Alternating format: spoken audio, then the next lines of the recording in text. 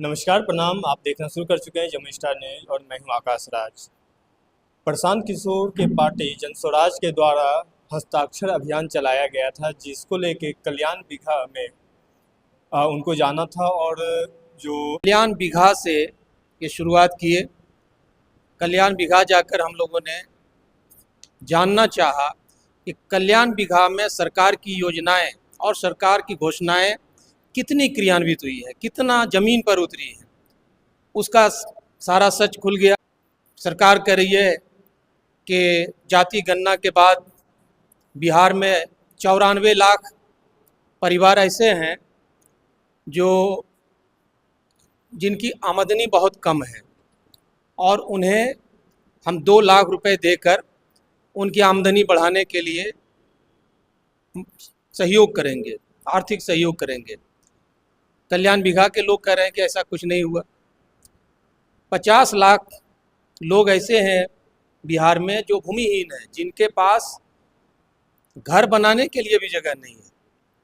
तो सरकार ने जो है घोषणा किया कि 3 डिसमिल ज़मीन, वैसे दलित, पिछड़ा, अति पिछड़ा समाज के जो लोग हैं जो भूमिहीन हैं, उन्हें 3 डिसमिल ज़मीन दी जाएगी। यह भी जो है ज़मीन पर पूरी तरह लागू नहीं हो सकी है। तो इस तरह से जो वादा खिलाफी हुई है और जो सरकार की योजनाएं हैं उसका जो बंटाधार हो रहा है, तो जिस तरह से बिहार के दूसरे हिस्से में हो रहा है वो कल्याण बिघा में भी हो रहा है। वहाँ भी रोजगार के कोई अवसर नहीं है।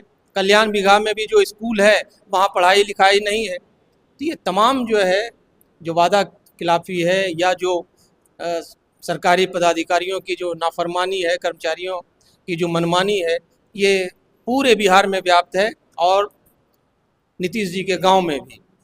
जहाँ जहाँ तक आपने कहा कि एसडीएम के द्वारा वहाँ के जो हमारे जिलाध्यक्ष हैं उन्हें कहा गया कि आप प्रशांत किशोर जी और उनके साथ जो लोग आए हैं वो तो पटना वापस चले जाएंगे, आपको यहीं रहना है नालंदा जिला में, तो आपको नाप दिया जाएगा। तो इस पर हमारा कहना है बहुत ही शालीनता के साथ, देश चलेगा संविधान से, राज्य चलेगा संविधान से। नीतीश जी, आपकी मनमानी नहीं चलेगी, आपके पदाधिकारियों की मनमानी नहीं चलेगी। संविधान का अनुच्छेद 19(1)(a) ये हमें आज़ादी देता है कि हम बिहार के किसी भी हिस्से में, देश के किसी भी हिस्से में जाकर अपनी बात मजबूती से रख सकते हैं।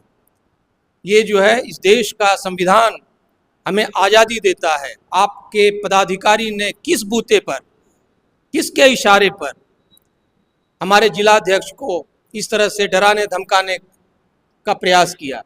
हालांकि हमारे प्रणेता जनसुराज के जो सूत्रधार हैं प्रशांत किशोर जी ने उसका डटकर जवाब दिया।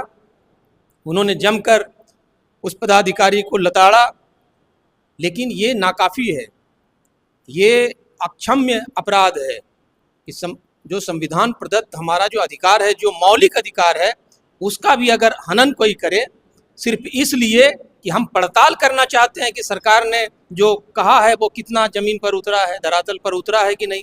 ये एक आम नागरिक की जिम्मेदारी है, एक आम नागरिक का अधिकार है कि वो जाने कि सरकार जो जनता के टैक्स से जो पैसा सरकारी खजाना में है, उससे जो सरकारी योजनाएं चल रही है वो कितना फलीभूत हो रहा है, वो कितना ज़मीन पर उतर रहा है। जनसुराज की पूरी अवधारणा इसी बात को लेकर है कि आज तक बिहार में जो सरकारी राशि खर्च हुई है, जो योजनाएं बनी है, जो नीतियां बनी है, वो ज़मीन पर लागू नहीं हुई है, जिसके वजह से हम देश के दूसरे तमाम हिस्सों से सबसे नीचे हैं, सबसे पीछे हैं। और हमारी यही कोशिश है, जनसुराज और प्रशांत किशोर की यही कोशिश है कि बिहार देश के दूसरे 10 अग्रणी जो हमारे राज्य हैं उसके मुकाबले में हम खड़ा हुए।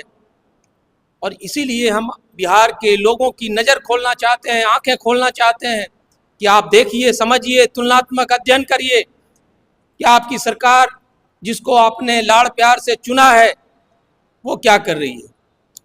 आप ये कह रहे हैं कल्याण बिघा में रोका गया। बीते दिनों प्रशांत किशोर का कार्यक्रम पटना में हुआ तो वहाँ भी रोका जा रहा था। तो ऐसा प्रशांत किशोर के साथ ही क्यों हो रहा है? क्या सर एनडीए या जो विपक्ष में नेता हैं उनको भय हो रहा है जनस्वराज से?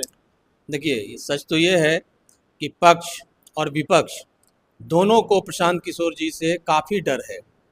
और सिर्फ प्रशांत किशोर जी को नहीं, सिर्फ नालंदा में नहीं, यहीं जमुई में हम लोग बीपीएससी मुद्दे में पर जो है, यहाँ सभी जो हमारे लीडर्स हैं ये तमाम लोग थे। तो सबसे पहले हमारे महासचिव श्री जमादार सिंह जी को डिटेन कर लिया गया एसडीएम के ही द्वारा। फिर मैंने पूछा कि आखिर किस वजह से आप इनको डिटेन कर रहे हैं, तो उन्होंने कहा कि चलिए थाने में बात करते हैं।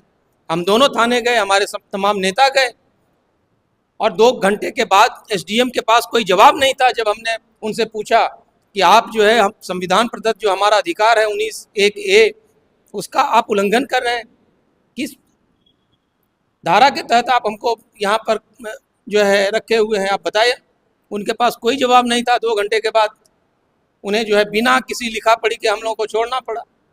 तो सरकार डरी हुई है, सरकार नहीं विपक्ष भी डरा हुआ है, और इसलिए ऐसे जो है जो कुकर्म कर रहे हैं नीतीश जी के पदाधिकारी, तो इस पर तो विपक्ष को भी बोलना चाहिए था।